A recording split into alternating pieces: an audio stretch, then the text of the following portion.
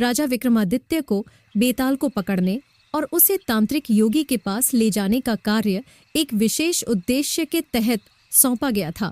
एक बार एक तांत्रिक योगी ने राजा विक्रमादित्य को अपनी विशेष यज्ञ प्रक्रिया में सहायता के लिए आमंत्रित किया। उसने कहा कि यदि राजा बेताल एक रहस्यमय आत्मा को पकड़कर उसके पास लाएंगे तो वह एक शक्तिशाली यज्ञ पूरा कर सकेगा, जिससे राजा को असीमित शक्ति और वैभव प्राप्त होगा। राजा विक्रमादित्य को अपने कर्तव्य और प्रजा की भलाई के लिए यह कार्य करना आवश्यक लगा। तांत्रिक के अनुसार बेताल को पकड़ना आसान नहीं था।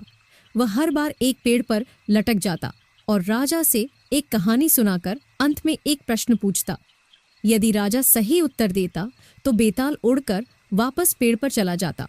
बेताल राजा विक्रमादित्य की बुद्धिमत्ता, धैर्य और सत्य के प्रति निष्ठा की परीक्षा लेना चाहता था।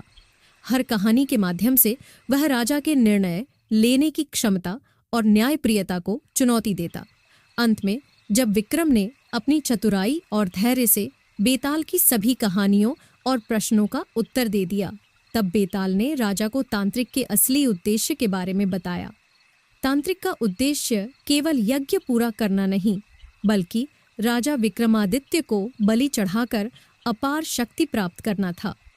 बेताल की चेतावनी पर ध्यान देकर राजा ने तांत्रिक को पराजित किया और अपनी प्रजा की रक्षा की। इस प्रकार राजा विक्रमादित्य का बेताल को पकड़ने का उद्देश्य न केवल तांत्रिक की यज्ञ प्रक्रिया में सहायता करना था, बल्कि यह भी था कि वह अपने धैर्य, न्याय और बुद्धिमत्ता की परीक्षा में सफल हो।